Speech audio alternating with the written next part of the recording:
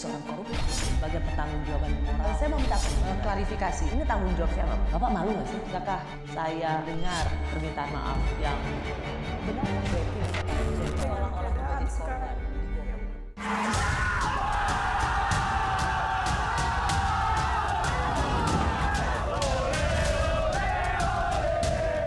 Kalian berani nggak nginjek ke lapangan ketemu Thailand, ketemu Vietnam? Berani nggak kalian ngeliat mata mereka? Ini Indonesia. Mental itu is about heart, hati. Spesial buat Indonesia, makasih Allah. Buat ke depan kita harus lebih Berjuang lagi, ya, lebih bagus lagi. kita mau lebih tinggi lagi Lebih tingkat tinggi kita. lagi, tingkat Ya. kita.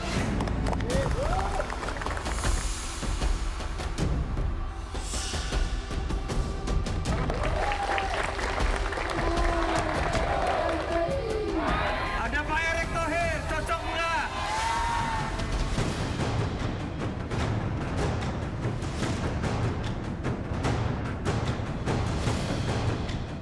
Ini bukan cocok nggak cocok, ini kebijakan masing-masing partai atau bisa nggak mengkolaborasi figur-figur yang ada.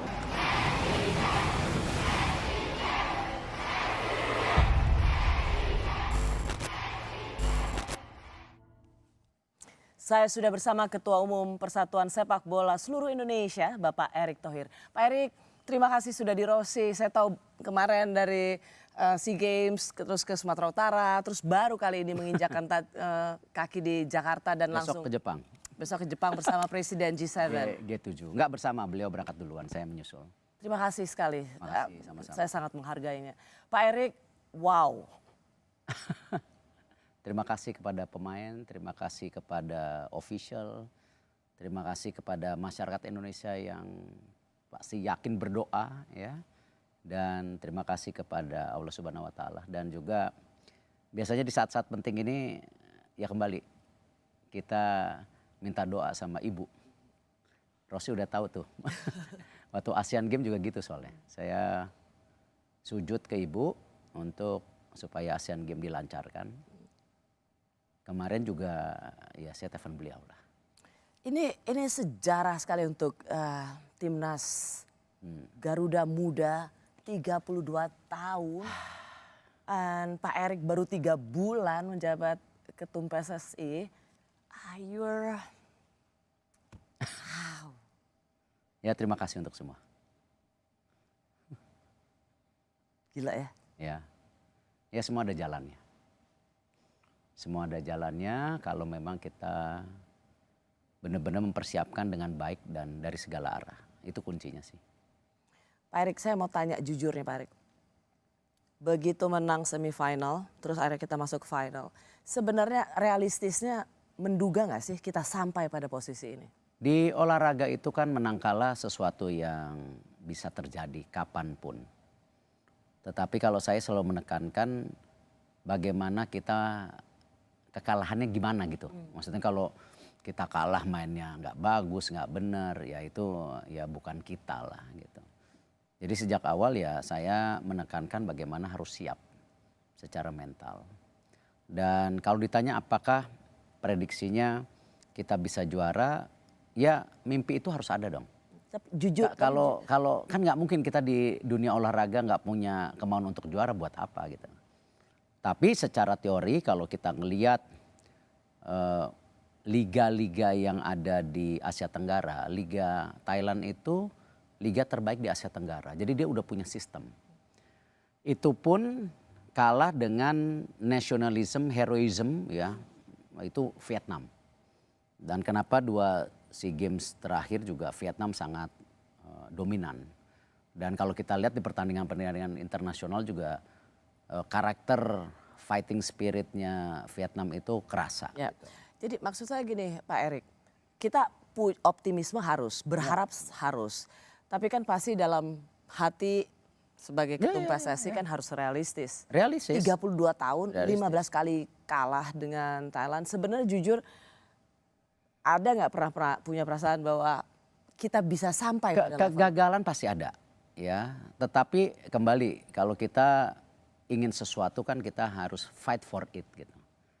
Nah, bagaimana cara fight for it-nya? Nah, terus terang saya ada perasaan positif itu ketika saya bertemu saat Lebaran dengan para pemain. Yang saya tanyakan kan semua kan emas. Tapi kan itu kan kita, yang main kan mereka. Nah, Mereka di situ, siap nggak untuk dapetin Itu emas? poinnya. Makanya waktu itu kan saya tanya, ini kita maunya apa? Kalian maunya apa? Nah, mereka jawab, kita mau emas. Nah, di situ saya langsung, wah, ini tim ada ininya nih. Guts ya? Ada gutsnya gitu, ada kemauannya. Itu yang penting gitu. Ya, realita bisa terjadi, bisa kalah. Tetapi kalau kita lihat dari pertandingan pertama sudah ada tuh auranya. Menang 3-0, 5-0. Mungkin 45 menit pertama lawan Filipina agak-agak belum panas gitu. Tetapi abis itu kan mesinnya jalan, kemauannya jalan gitu. Dan memang di semifinal itu yang paling menurut saya Titik penentuan. Iya. Karena Itu banyak orang-orang yang bicara di sana itulah finalnya. Ini komunitas sepak bola. Karena secara teori 10 pemain main di 66 menit kan, itu 60 menit udah kartu merah. 10 pemain kita dapat tekanan, terus kita juga kebobolan.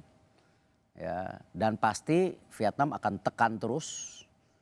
Paling tidak dia perpanjangan jendelanya. Kalau perpanjangan kita habis. Ya, tetapi ya itulah. ada gol terakhir Fight ya. Ada gol terakhir yang luar biasa itu. Pak Erik, saya banyak mendapat foto dari Pak Erik yang bersama para pemain. Tadi Pak Erik sendiri mengatakan ketemu dengan para pemain sebelum Lebaran, gimana menumbuhkan mental juaranya. Ada fotonya di sini, Pak Erik mungkin bisa cerita, memberikan motivasi sebelum bertanding. Saya sampaikan bicara hati ke hati dengan para pemain, bermain lepas. Jangan terbebani dengan apapun dan fokus menjaga mental selama pertandingan. Ya karena gini, di pertandingan olahraga itu memang saya waktu itu berapa kali lah berdebat dengan beberapa coach yang ada juga.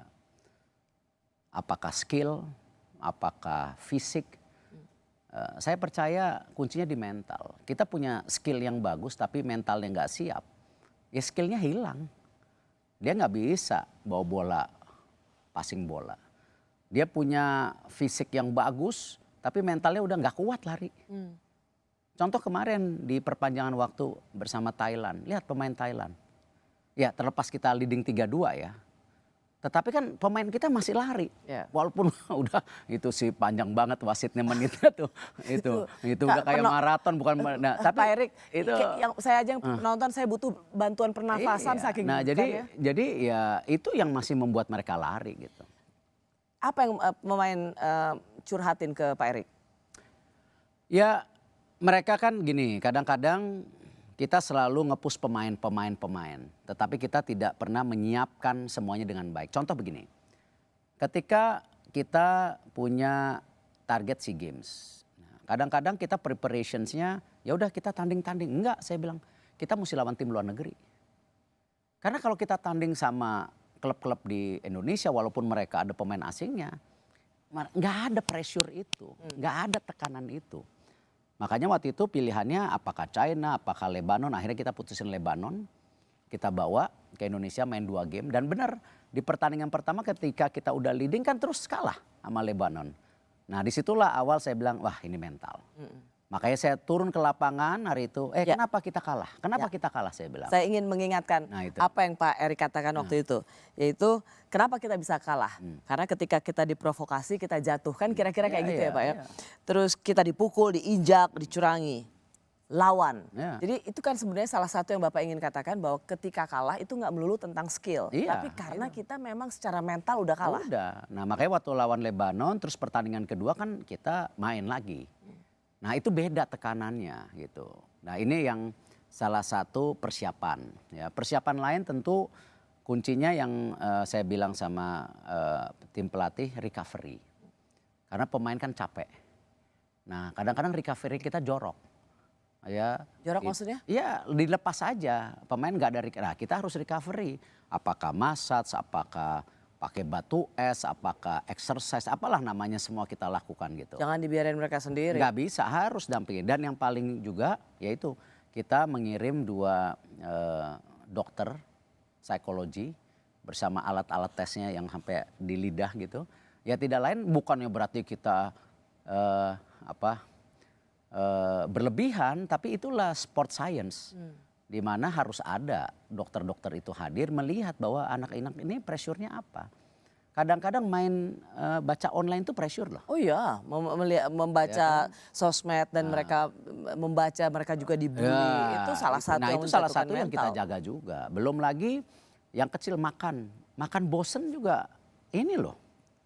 Jadi nggak happy gitu, nggak. Jadi Nah, Pak Erik ini mengatakan kalau kita ingin berharap dapat emas dari timnas, jangan cuma kita berharap menuntut mereka, tapi Iya. kita punya kewajiban. loh kita ini supporting system yang dipentingkan. Kita harus support benar-benar gitu. Bukan kita sebagai pengurusannya nyuruh-nyuruh atau kita begitu euforia aja kita hadir. Wah begitu menang kita Duluan. euforia duluan. Oh ini loh saya. Enggak lah. Emang kita ngapain yang main mereka, yang ngos-ngosan mereka. Pelatih yang stres tapi kita supporting system gitu. Nah itu yang mungkin filosofinya berbeda dengan ya siapapun saya nggak mau bicara. Ya kalau saya di situ karena saya punya filosofi itu. Dan itu menitik beratkan pada para pemain. Ya, Termasuk memilih pelatih yang tepat. ya. Gemes nggak, saya mau tanya Pak Erik. Ketika semua orang bilang ganti dong pemain. Ini pemain tim Thailand Ya, udah ganti berkali. kalau kemarin kan sempat juga. Kenapa bukan Coach Shin? Kenapa Coach Indra? Kalau saya justru untung, saya mempunyai 2 coach yang bagus sekarang. Ada Coach Shin yang akan saya dorong fokus kepada untuk tim senior. Nah Coach Indra sekarang udah punya tim sendiri yang kita juga bisa menjadi preparation untuk backup pemain-pemain baru gitu. Nah ini keseimbangan menurut saya. Jadi saya berterima kasih, saya punya 2 coach sekarang gitu. Karena di tangan Coach Indra ini membentuk. Ya, ada keunggulan lain masing-masing coach. Tapi yang saya minta kemarin sama Coach Indra, Coach Shin, tetap mereka harus satu loh. Jangan gara-gara Pecah. hal ini mereka pecah. Nah itu kekurangan kita. Nah ini yang saya coba manage. Dan dibanding-bandingkan. Nah itu yang saya nggak suka. Karena semua coach punya kelebihan. Coach Shin punya kelebihan, Coach Indra punya kelebihan. Kalau saya diuntungkan, punya 2 coach bagus. Nah tinggal bagaimana saya memastikan mereka harus bekerja sama. Karena Dan exco juga harus mensupport ini bersama-sama gitu. Karena kemudian dibandingkan daripada kita pilih coach dari luar negeri, kenapa kita bangga dengan coach dalam negeri sendiri. Tapi bukan itu yang menjadi titik Bukan, itu pertimbangan bukan seorang Erick pilihan. Thohir. Kita sukses itu karena punya tim yang kuat di belakang kita. Ada yang tidak biasa di final bola kemarin. Antara official tiba-tiba saling baku hantam. Apa yang sebenarnya terjadi? Bàn thắng rất quan trọng của Yosakon. Nó khiến mọi thứ thay đổi. Và sau đó là màn sút.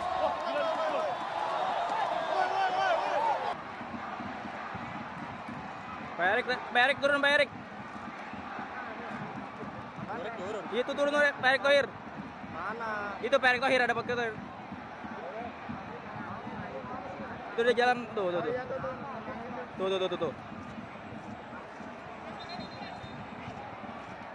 Dipoto itu Erick Thohir, tolong dipoto itu, wartawan itu. Ah, lihat tuh, wartawan tuh. Ayo, foto. Ah.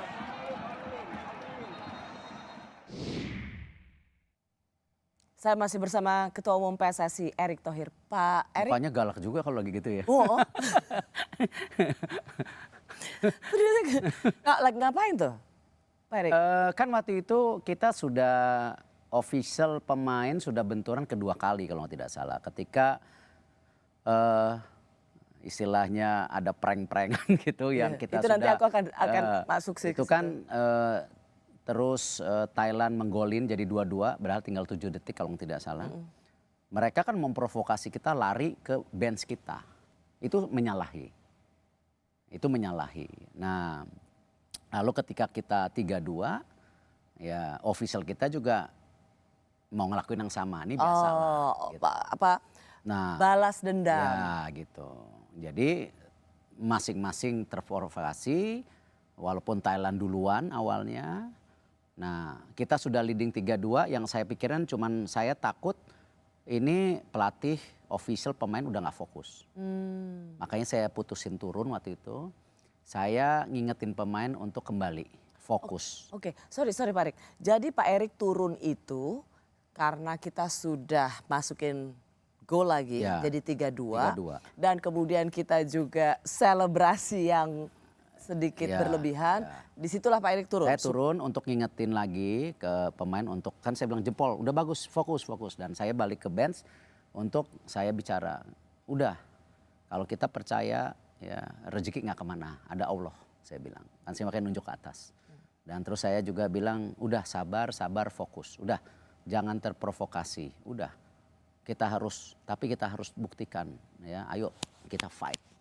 Itu yang Pak Erik yang tadi Pak Erik galak juga ya. Itu Sebenarnya nggak justru memotivasi gitu. apa yang Pak Erik ngomong waktu itu persisnya apa? Ya saya turun, saya ingetin pemain yang jempol itu, saya bilang ayo udah bagus, stop. Udah jangan berbuat yang justru merugikan kita gitulah gitu. Lalu saya balik ke bench juga sama official, udah kita harus percaya sama Allah di atas. Kalau emang kita dikasih kesempatan itu ada, kan saya begini waktu itu. Nah terus saya bilang juga ke pemain untuk kembali fokus, tapi juga fight gitu kan, makanya saya. Oh jadi Pak Erik ini mengatakan stay cool guys. Ya itu. Jadi jangan ke bawah. Ya jangan ke bawah. Karena dari insiden kerusuhan ini 5 kartu merah kalau nggak salah Pak Erik. Iya, totalnya banyak itu, ada banyak official sekali. kena, pemain kena. Kan kalau kita ngelihat juga kan, bayangkan ada goalkeeper mereka yang lari mau nonjok pemain kita nomor 4 Komang. Itu kebayang nggak kalau ketonjok? Dengan dia lari begitu kencang.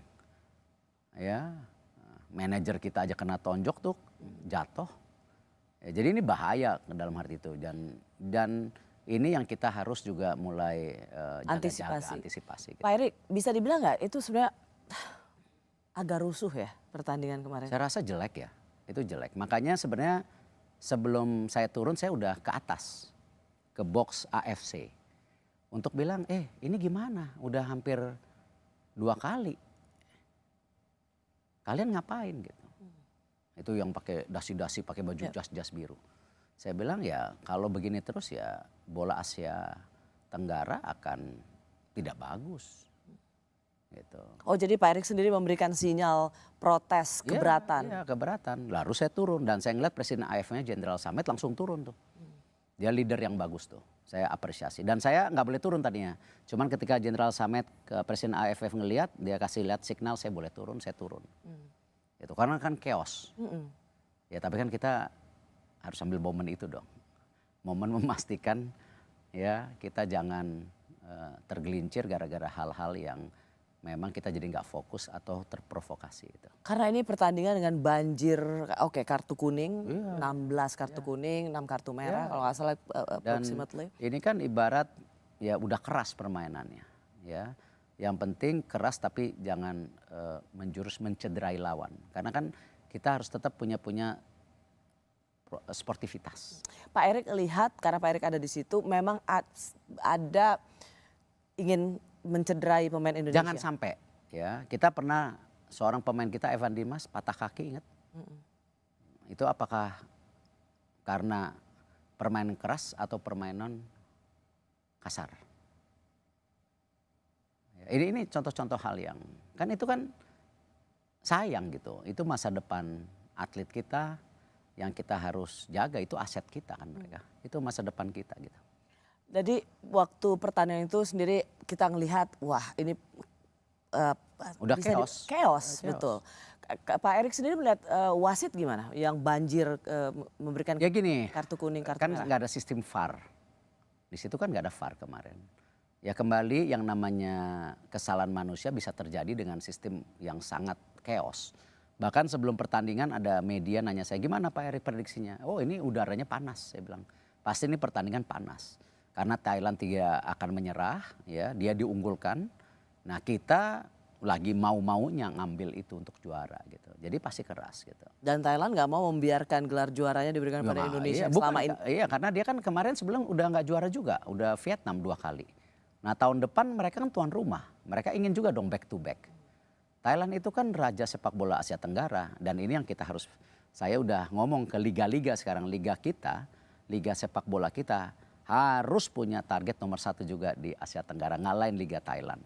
Makanya kita juga akan punya VAR nanti di liga kita pada musim depan. Jadi musim ini tapi pertengahannya di tahun depan kita udah pakai sistem VAR. Pak Erik, sampai ketika penyerahan medali kan pemain Thailand tuh Jonathan Kamdi, dia lempar medalinya ke dan bonekanya ke penonton. Mungkin kita bisa mengingatkan kembali seperti apa itu mengejutkan.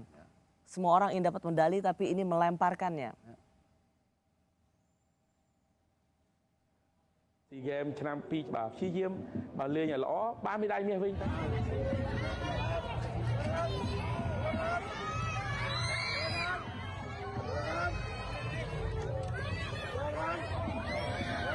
Use me Jonathan, do you want to say? Kalau saya pemain ini saya nggak akan pakai lagi. Sejago-jagonya pemain, tetapi mentalnya tidak bagus, ya nggak usah. Ini permainan tim. Tapi ini melanggar aturan FIFA nggak sih, Pak Erik? Saya nggak tahu. Saya rasa tidak. Tapi sebagai Kalau saya nggak akan pakai lagi di tim. Kan gini, kita di olahraga apalagi anak-anak muda ini, kan kita membentuk karakter. Ini sebagai contoh. Jangan membuat orang jadi pecundang. Ini pecundang. Iya, kita ingin justru dengan olahraga ini karakter bangsa kita terbentuk. Apalagi kita sekarang mayoritas 55% anak muda. Ya, jadi kita harus punya pembangunan mental yang benar gitu ke depan. Karena kita kan bersaing dengan semua negara. Pak Erik, kalau kita kembali tadi Pak Erik sempat menyinggung soal kita sudah pada saat 2-1 sebenarnya. Dan di pertandingan di 2 babak itu kita sudah berharap udah stop. Kami juga yang di redaksi Nobar Pak Erik. Prediksi saya juga 2-1. Kita udah. Tahu-taunya. Udah. Dan benar kan, Iya. wasitnya meniup peluit panjang Iya. dan kita ngelihat memang Coach Indra itu kan masuk ke lapangan Ke tengah. selebrasi. Kita juga selebrasi, Iya. Pak Erik. Pak Erik, tapi saya tanya, selebrasi juga nggak? Saya belum, waktu itu saya bingung karena situasinya pelatihnya belum bikin tangan kode selesai. Nah disitulah saya teriak-teriak, mungkin beberapa exco dan ada Menteri SDM sebelah saya, ada Pak Menpora sebelah saya. Ya saya teriak-teriak, mestinya mereka ingat, ini belum selesai. Balik gitu, benar kejadian. Oh, karena Gitu. kita semua yang nonton merasa bahwa peluitnya sudah sudah panjang. Asumsi seperti itu, tapi saya ngelihat tangannya belum. Oh, karena meskipun peluitnya panjang, tapi dia belum. Iya, gitu. Oh, jadi meskipun Pak Erik ada di situ, udah punya. Saya kayaknya punya di- feeling ini ada yang aneh gitu loh, gitu. Apakah si wasit salah tiup, apakah dia mau nge-call apa gitu, ya kan? Memang pressure sih wasitnya gitu. Ya jadi ya udah, tapi kan kecolongan. Karena kita yang nonton di sini, Pak Erik, karena kita kamera itu pas ke official timnas Indonesia dan kita melihat coach Tidak melihat Indra. seluruh lapangan. Iya. Kita ngeliat kita juga ikutan seru, wah gitu. Tapi ternyata enggak dan disitulah jadi gol lagi. Gol lagi itu patah tinggal hati sih. 7 detik atau tinggal berapa itu? Itu yang disebut dengan di-prank oleh wasit, kena prank oleh wasit. Tapi saya punya confidence waktu itu, beda dengan tekanan waktu semifinal yang tinggal 10 pemain. Waktu itu kan kita pemainnya masih sama-sama jumlahnya. Dan saya yakini pemain untuk siap waktu itu. Makanya begitu perpanjangan waktu, ya terciptalah gol 3-2. Ada selebrasi. Nah itu bahaya lagi. Itu yang paling saya takutin setelah kita euforia terus terprovokasi jadi 3-3. Wah kalau 3-3 belum tentu kita menang. Kalau kita 3-3 belum tentu kita menang. Di situ ada ya pikirannya Pak Erik ya. Wah, nih Pikiran itu kenapa saya turun. Oh, oke. Untuk menenangkan. Kenapa sayang kita udah leading dan kita lihat kan waktu di semifinal pun kita leading terus kegolan 1. Terus juga ada bunuh diri. Terus kita fight back ngegolin lagi. Nah kemarin juga sama kita udah 2-0. Pemikiran semua orang 3-0. Gitu. Terjadilah gol 2-1 itu.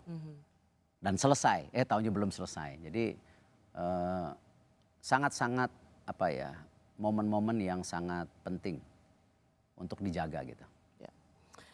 Kemenangan timnas dibanjiri poster ucapan selamat dari berbagai tokoh. Biasanya ucapan ini selalu dibarengi dengan foto politisi yang lebih menonjol. Bagaimana netizen menanggapi poster Erick Thohir? Saya masih bersama Ketua Umum PSSI Erick Thohir. Pak Erick, biasanya dalam setiap kemenangan timnas atau kejuaraan apapun yang membawa nama baik bangsa, itu pasti ada free rider, ada yang pengen asik-asik numpang aja. Kemarin poster yang dipublish oleh Pak Erick Thohir kemenangan itu dipuji, ini posternya. Ini yang pertama kali Pak Erick post. Dan kalau saya boleh satu orang yang saya kutip pujiannya itu dari Mbak Alisa Wahid. Selamat untuk Timnas Sepak Bola Indonesia, ikut senang. Selamat juga Pak Ketum PSSI Erick Thohir. By the way, kata Mbak Alisa, komen di tweet Pak Ete banyak apresiasi. Nggak ada foto Pak Ete di poster ucapannya. Rakyat sudah jengah dengan poster yang lebih gede wajah politisi daripada yang diselamatin ya. Setuju. Karena kan memang kita itu tadi saya sudah sampaikan sebagai manajemen atau sebagai apa istilahnya pengurus, itu kan kita supporting system. Jangan lebih besar dari yang dapetin emas gitu kan? Ya, kita berkorban, ya. Tapi kan yang di lapangan yang menentukan. Nah, saya pola pikirnya dari dulu sampai sekarang sama, bahwa saya memberikan apresiasi setinggi-tingginya kepada pemain, pelatih, baru pengurus. Nah ini ya itu yang nggak tahu itu udah bagian dari kehidupan saya. Kan saya di olahraga ini udah lama, dari tahun 1999 udah di basket. Pak Erick, apa memang itu sengaja supaya Bapak, misalnya pertanyaan Pak, nggak pakai foto Bapak karena takut dihujat netizen? Enggak, itu sebuah kebiasaan yang saya rasa sudah terbentuk di diri saya. Coba kalau Rosi Google atau cek atau gimana statement saya di awal tahun 2000-an waktu saya jadi pengurus basket, saya sama. Mirip statementnya ini, mudah-mudahan masih ada. Gitu. Saya sama bilang loh, pemain yang terus jangan pengurus lebih ngetop dari pemainnya, saya bilang gitu. Atau sekarang banyak politisi yang ngucapin selamat. Itu sah. Enggak, tapi gini, kalau menurut saya itu sah. Ya, cuman bagaimana mungkin kan kembali persepsi publik itu kepada partai cukup rendah hari ini. Kalau dilihat rating-rating kan salah satu yang dianggap itu kan partai gitu. Ya mungkin ini karena persepsi saja. Dan mungkin politisi itu juga tidak bermaksud untuk tadi berlebihan. Tapi ya ini kan masalah persepsi dan pola pikir yang sudah terbentuk gitu. Karena ada juga nih ditanya oleh mereka yang aktif bersosial media, fotonya seperti ini. Ini captionnya adalah, jadi yang Erick Thohir yang nomor berapa? Lucu ini, lucu itu. Nah, ada di belakang punggungnya, ngumpet di belakang punggung pemain lagi ngedorong-dorong. Pak Erick, ini diapresiasi karena setelah poster yang Bapak publish itu, kemudian kan banyak juga yang nggak punya apa ya, merasa malu atau nggak sensitif, tetap aja cuek. Muncul wajah-wajah mereka di poster-poster timnas gitu. Pak Erick, karena ada yang gini juga Pak Erick, ini pertanyaan, ya gitu dong Pak Erick, nggak usah muncul. Karena foto Pak Erick aku udah sering lihat di ATM. Ya kan begini, tapi saya mau tambahin ya, kita juga jangan apa istilahnya menjadi terus negatif kepada politisi. Banyak politisi yang bagus juga loh. Ya, kalau kita bicara pembinaan olahraga ini itu kerjasama juga antara pemerintah, kebijakan di DPR. Ya, tanpa political approval. Ya kan, jadi ini, nah jadi kalau saya konteksnya tadi, persepsi dari masyarakat itu memang seperti itu dan survei-survei seperti itu. Tapi bukan berarti si politisinya itu kurang bagus menurut saya. Itu bagian apresiasi mereka. Apakah perlu ada lambang-lambang atau saya nggak ngerti. Itu kan pilihan. Ya, dan saya rasa kita sampai di sini pun itu berkat dukungan semua pihak. Ya, dan saya nggak bisa klaim ini PSSI kerja sendiri, enggak. Ya. Mas Men Dito kemarin bikin statement. Ya, saya bukan muji waketum saya. Kenapa kita bersampai sini? Karena keberlanjutan. Ya, ini pernyataan Pak Erick Thohir soal partai politik udah agak menjurus ini kayaknya. Menjurus. Enggak, itu the fact, itu the fact gitu loh. Pak, aku minta klarifikasi. Dapat pujian dari netizen, oh, gini dong keren bikin poster. Karena terus mereka mengingatkan, iya soalnya kita udah sering lihat wajahnya Pak Erick di ATM bank BUMN. Loh, ingat ini yang kemarin saya sampaikan. Saya sampai dari Kambodia langsung kerja di BUMN. Saya kan ada nobar di BUMN, saya nggak bisa datang, kebetulan saya di sana. Lalu saya datang tadi tim BUMN turun ke lobi, apresiasi.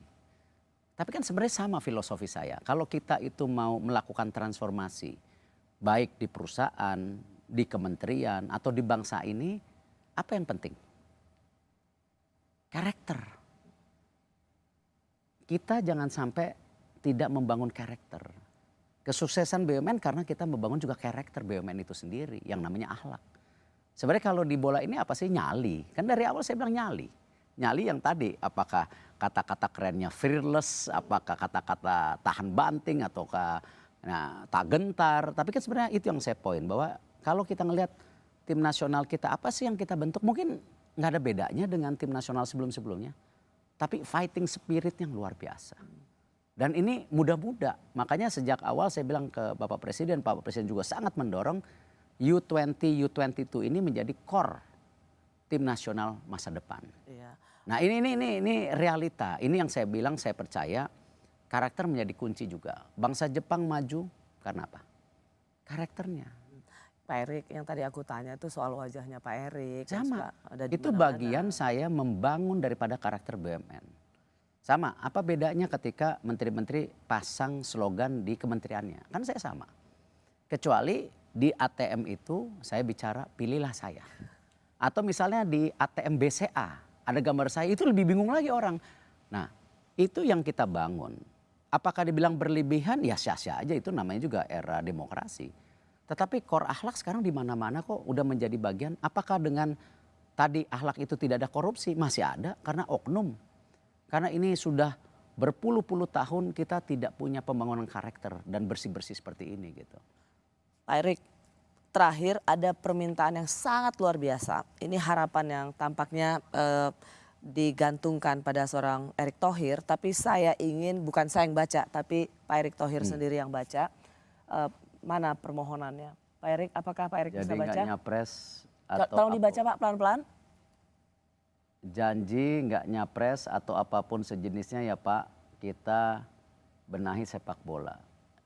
Kita dari dulu saya di dunia olahraga itu bukan karena kepentingan posisi tertentu. Saya di dunia bola basket nggak ada pikiran jadi Menpora.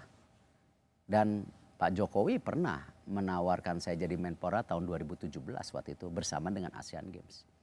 Tapi saya bilang ke Bapak Presiden, Pak satu-satu. Ya, ini Asian Games berat. Oke. Cuman Gitu. janji ya Pak, jangan ikut-ikut nyapres dan sejenisnya. Saya realita hari ini pejabat publik. Saya Menteri BUMN. Sekarang banyak kontroversi lain. Apa? Yang namanya katanya rangkap jabatan. Ya, itu gara-gara apa? Pola pikir yang dibentuk. Sedangkan apa? Kalau kita lihat sejarah ketua PSSI, apa tidak ada yang jadi menteri? Pak Agung menteri waktu itu. Pak Azhar Anas menteri. Tapi kok tiba-tiba Erick Thohir seakan-akan jelek. Tapi kan saya udah buktikan. Bagaimana sekarang saya bisa membagi waktu dan deliver the jobs. Itu akan nanti saya tanyakan Gitu. Pak Erick. Nah jadi Bagaimana menjawab harapan ini? Itu Jangan pilihan. ikut nyapres atau nyawapres. Itu pilihan. Ikut beresin sepak bola aja. pasti sepak bola kita urusin. Saya sudah punya mandat untuk membersihkan sepak bola sampai berapa tahun ke depan. Memang seiring dengan irisan yang ada di pemilu. Dan sekarang gini, kalau bicara-bicara nyapres, apakah saya bisa nyapres tanpa dukungan partai? Nggak ada juga kok. Kan itu minimum 20%. Jadi terlalu dini. Makanya tadi saya juga di Sumatera Utara sempat ditanya, Pak gimana nih? Ya ini dukungan ini. Saya bilang, saya kemarin aja waktu ada di Vietnam ditanya mengenai survei-survei. Saya bilang, saya nggak baca, orang saya lagi di sini, saya lagi mau ngurusin timnya ini supaya bisa maksimal gitu.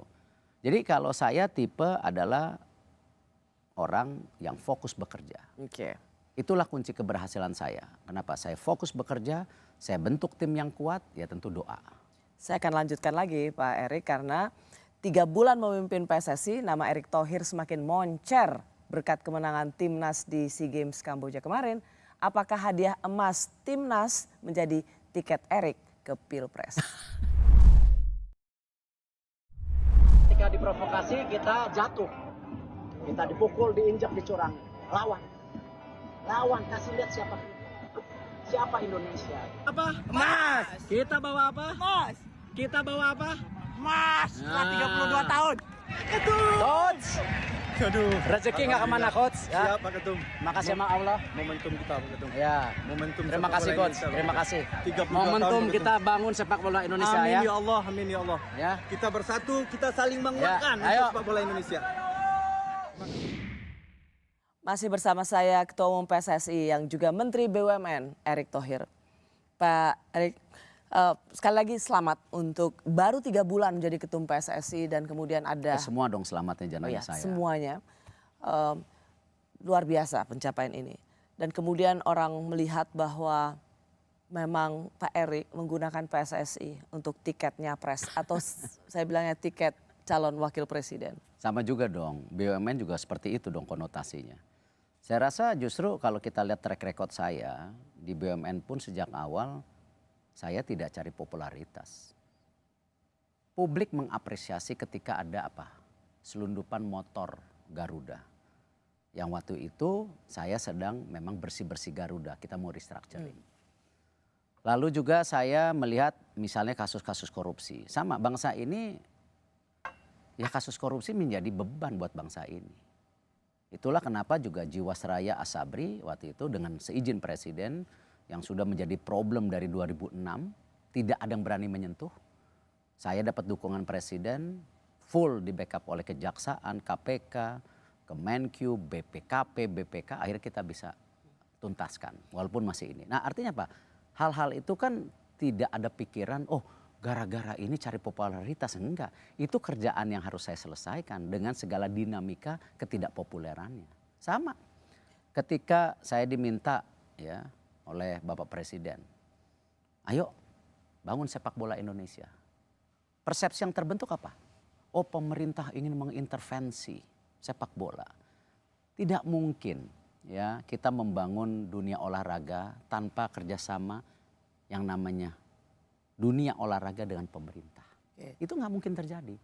Nah itu yang saya tekankan. Kenapa saya di sini Pak Zainuddin justru ingin memastikan sepak bola kita ke tahap lebih baik. Pak Erick. Nah programnya apa? Sama kan?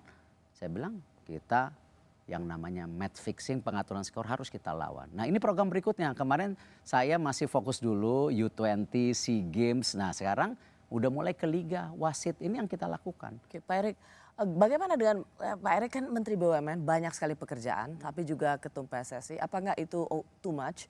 Karena misalnya seperti ini, pada saat Pak Erick di SEA Games ada soal BSI yang menyita perhatian. Harusnya ya nggak usah juga kali harus nonton di sana. Pak Erick sebagai Menteri BUMN ada di sini hands on untuk menyelesaikan persoalan perbankan. Apa yang bisa Anda klarifikasi soal ini?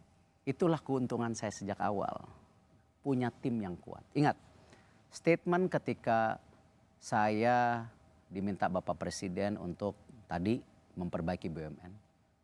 Saya bilang ke Bapak Presiden, Pak boleh nggak punya 5 wamen? Ya kan?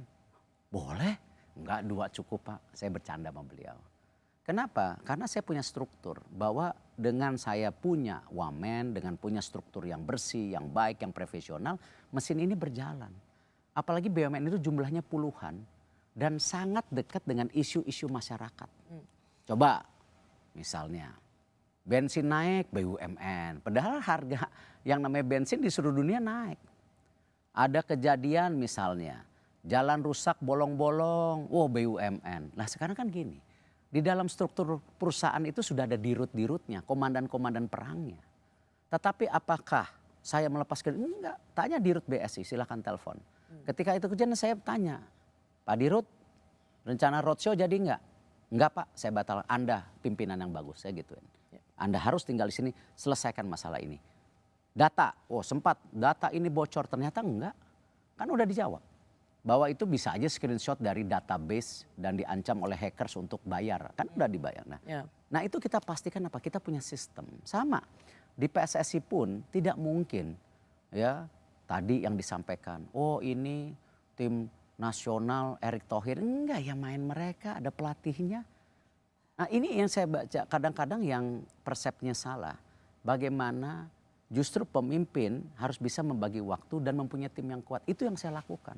Ini adalah bagian dari pertanyaan kenapa Pak Erick itu selalu dicurigai menjadi Menteri BUMN, menjadi Ketum PSSI itu adalah sebagai highway atau jalan tol untuk pencapresan. Tapi Pak Erick sudah bilang nggak mungkin lah saya kalau calon presiden, saya wakil presiden. Itu hak daripada tentu masyarakat berpersepsi sebagai tentu dinamika daripada apa yang namanya demokrasi. Kenapa? Karena memang nama Pak Erick Thohir ini kan disurvei sebagai nama calon wakil presiden. Ya, tapi kan tertinggi. nama itu disurvei keluar karena apa? Apresiasi kan, bukan saya mendaftarkan kan.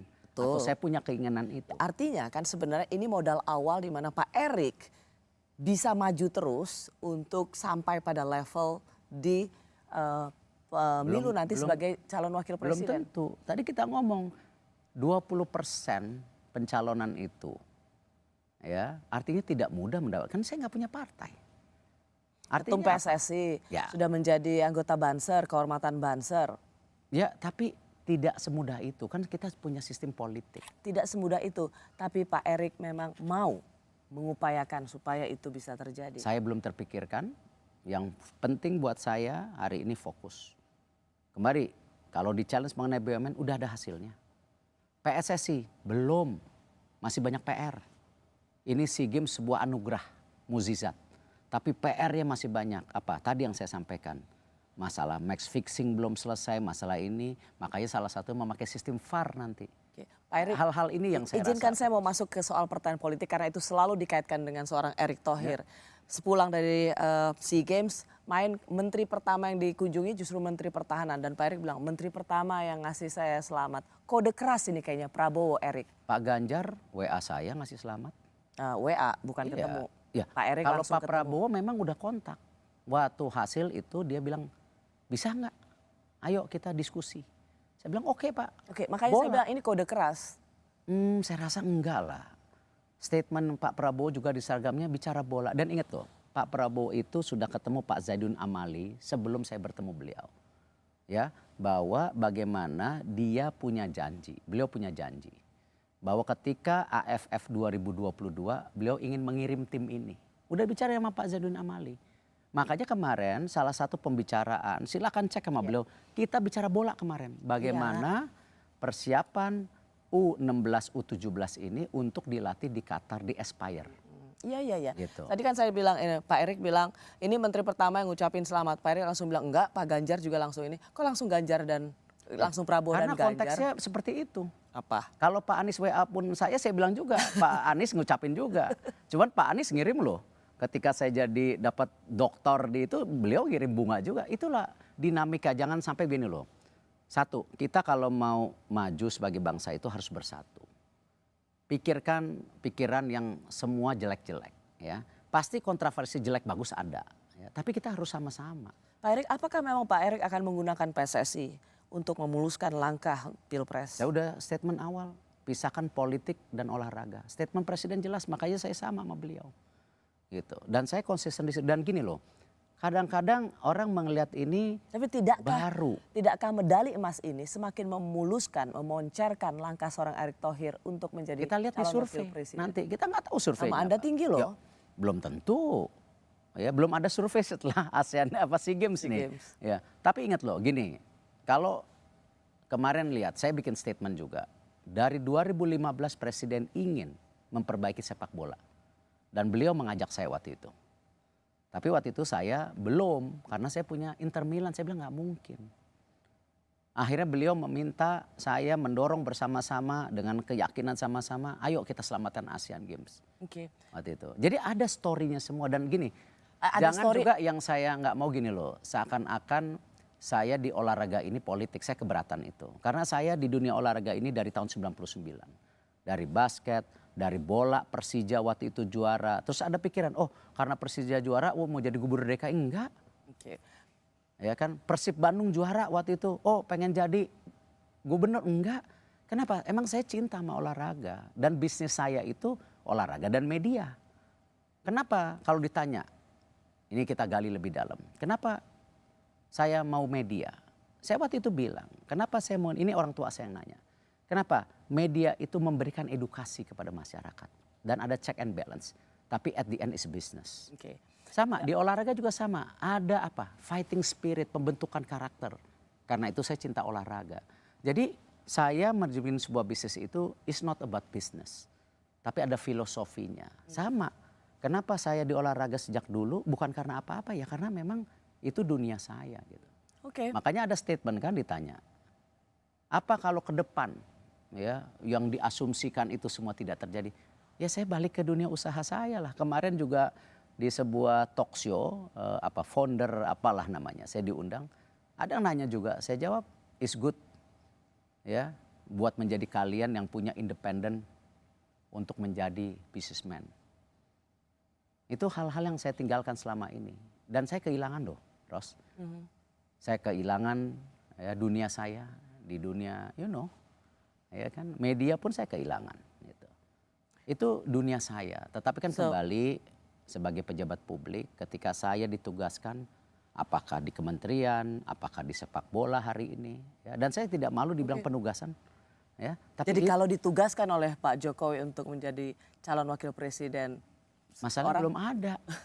Beliau bilang, kamu kesini belum ada. Jadi jangan GR nggak penting gitu. Yang penting kerja aja. Hasilnya apa gitu. Oke. Pak Erick Thohir, terima kasih. Saya sungguh menghargai kesediaan Bapak untuk datang di sini. Sama-sama. Selamat perjalanan besok ke Jepang untuk G7. Ya. Thank you Pak Erick. Nggak, bukan pencitraan loh G7, emang tugas juga. Oh ini pencitraan dibawa Pak Jokowi ke G7.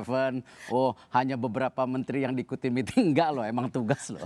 Aku nggak bilang gitu loh. Dan Pak jangan Erick kaget juga ya, nanti dari G7 saya mampir ke Tokyo mau tanda tangan juga sama PSI Jepang. Nah ini jangan bilang, wah ini pencitraan. Pencitraan. Jalan mulus habis menuju kerja Pilpres. langsung tanda tangan PSSI di Jepang. Enggak, memang itu udah dibicarakan gitu. Terima kasih sekali lagi Pak Erick. Terima kasih. Safe trip besok. Terima kasih. Saya Rosiana Silalahi, terima kasih sudah menyaksikan Rosi. Tetaplah di Kompas TV Independen, terpercaya.